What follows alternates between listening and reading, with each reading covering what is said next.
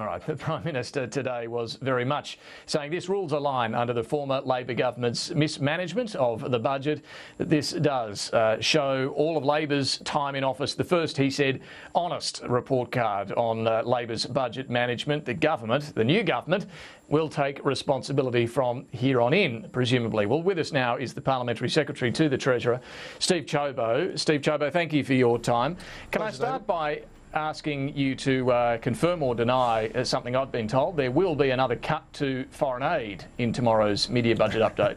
That's a nice try, David, but I'm not confirming or denying anything at this stage. We'll, of course, release MYEFO, the Treasurer, will at the Press Club tomorrow, so everyone will be able to see the state of the books tomorrow and know what's going to be happening with respect to government finances. But what's clear, David, is that we have a almost Herculean task ahead of us. We've got a government that walked out at the September 7 elections and left an absolute mountain of debt, left expenditure growing rapidly, and left a very serious problem that we as a new government are going to work damn hard to make sure that we fix.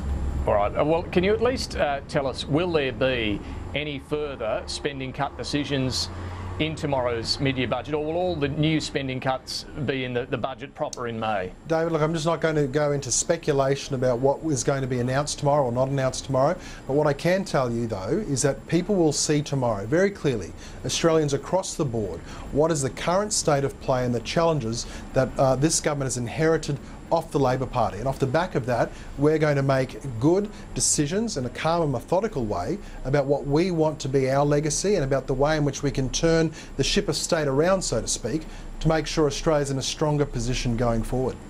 All right, well, let's get into some of that. Now, you're there blaming Labor for what we're going to see on the bottom line tomorrow, the much bigger deficit. But let's have a look at some of the decisions this government, the Abbott government, have made the bottom line worse, rightly or wrongly.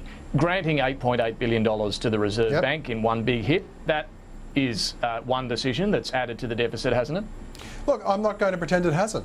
The reason we did it, though, is the important question, David, because with each of these issues, we've had to make decisions that we believe to be in Australia's national interest. Now, I formerly was Deputy Chairman of the House of Representatives Economics Committee. We sat down every 6 months with the Reserve Bank Governor and looked at what was happening with monetary policy. Now, I can tell you the Reserve Bank Governor made it crystal clear to us that the bank saw that there was a special dividend that was demanded off them against the Governor's advice by the former Labor Treasurer Wayne Swan, and that's the reason why we've given this one-off grant back to the Reserve Bank, because they say they need the Reserve Bank fund to be at 15% and Labor had whittled it away to basically nothing. Okay, and then you've got the decisions that you took on taxes, not to go ahead with the changes to the fringe benefits tax was one of them, and the superannuation tax on superannuation earnings.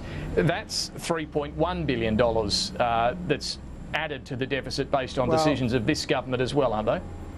There again, David, the reality is this. We have adopted a number of the saving announcements that were made by the Australian Labor Party because Labor clearly knew, they never said it, but Labor clearly knew that they had left the state of the books in a really bad way. So we've adopted a whole raft of Labor's savings initiatives, and the extraordinary thing, David, in the current political climate, and this is what I think people need to be aware of, the extraordinary thing is that Labor is now opposing its own announced savings measures because they think that there's a nickel and dime of political one-upmanship or a little glint of political opportunity that Labor wants to take, and it just underscores why we've got to be the adults in the room when it comes to restoring Australia's economic credibility.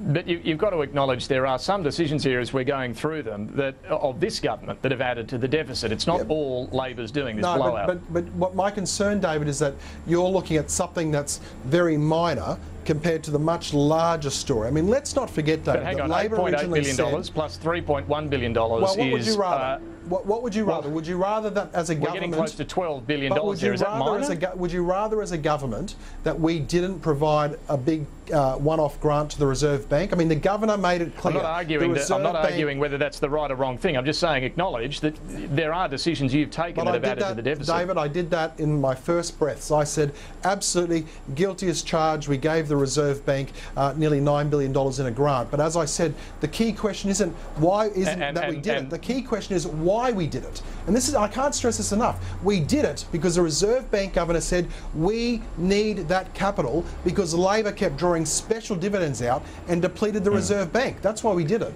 Can I ask you about the decision confirmed today to continue with $1 billion in infrastructure projects, road projects mostly, Sure. that were meant to be paid for by the mining tax?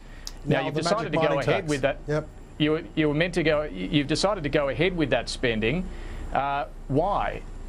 Well, David, because we are fundamentally focused on making sure that we are getting maximum bang for the buck when it comes to taxpayers' funds. As far as the coalition government is concerned, every dollar that taxpayers pay is a dollar that's got to be highly regarded and looked after. Now, if we can extract a more productive Australia through the wise investment of taxpayers' money into infrastructure, something that's going to boost national productivity, then that is a good spend. But if you don't have the money to pay for it, you're getting rid of the tax that was meant to pay for it. And you've decided to not go ahead with other things it was meant to pay for, like the school kids bonus, the small business benefits. Well, they're all gone. Why are you keeping this one? I'll explain. I'm very, I'm happy you asked that question. I'm very keen to explain. You get something like the school kids bonus, right? Now, that's a bad spend, Dave, and I'll tell you the reason why it's a bad spend. And it was typical of the Labor's approach when they were in government. It's a bad spend because it's borrowed money that is effectively intergenerational theft, that Labor's just doling out as cash with absolutely no linkage to actually it being spent on schools or on children.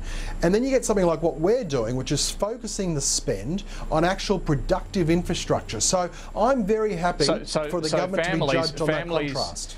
So families wouldn't have spent that money appropriately, but the government will. Is that what you're saying? No, what I'm saying is there is clear evidence from the $900 cash handouts that the former Labor government rolled out there, where we saw money getting shipped off to people overseas, we saw payments being made to the school people. Kids bonus. I'm not talking about that. I'm talking about the school kids bonus. David, it is exactly the same thing. It is cash that's being borrowed, that's going straight into bank accounts. Now, I'm not saying that every person's going to misuse it. Of course not, David. Some of it was appropriately spent. But how can you afford this $1 billion in road projects without the mining tax? Isn't that borrowed money as well? You know, the mining tax was a classic example of Labor at their best. It raised compliance, it didn't raise any revenue, and it actually made the budget worse off. So the reason we can afford it is because why are you borrowing another $1 billion, given the state of the budget, for road projects? Because we're not about to stop all spending, David. That's not about to happen. So it's not as if we suddenly are going to stop all spending.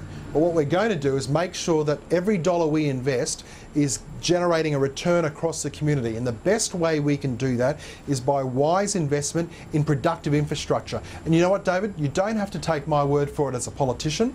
The Reserve Bank Governor has said this is in the best interests. Economists are saying this is in the best interests of the country. And you've also got the Productivity Commission, which has made it clear that we need as a nation to boost productivity, and we do that with effective infrastructure spending. Now, about 6 weeks ago, the Prime Minister said, and I quote, "We will get back to surplus at least as quickly as the former government claimed that it would get back to surplus." And the former Labor government claimed that would be in 2016-17. Does that still hold? Well, I tell you what absolutely does not hold. There is absolutely no way, not a snowflake's chance in hell, that Labor was ever going to get back into surplus in 2016-17. Maybe not, but I'm just asking about the Prime Minister's. I'm asking about the Prime Minister's commitment that he would get the budget back to surplus at least as quickly as the former Labor government claimed it would, which was 2016-17. Well, we will see tomorrow the state of the books that's been left to us by the Australian Labor Party. We will make it very clear what we're dealing with, and we'll chart a pathway forward in no uncertain terms about what we're going to do to restore Australia's budget bottom line. And the promise made repeatedly by Tony Abbott prior to the election to deliver sustained surpluses of 1% of GDP within a decade, does that promise still hold? Well, that's what we're attempting to do, David. We're going to work towards implementing our policies that make sure that we get Australia back on track. Now, as I said to you at the outset, the task that's been left to us by Labor is almost Herculean. Labor's spending was growing rampantly. They were borrowing money left, right and centre. A lot of it is cash splashes. And the reality is that we have got a problem. And the problem is this: massive growth in expenditure under the Labor Party, which we've got to now try to control, with a declining revenue base and a decision that governments have to make about how we get the balance right between making sure we can still spend on productive investments like infrastructure, but also not have to cut too sharp or too hard, and be mindful that we want to make sure that we get strong economic growth. Steve Ciobo, Parliamentary Secretary to the Treasurer, thanks so much. We'll see you tomorrow down at the Press Club, where Joe Hockey, the Treasurer, will be making this mid-year budget update.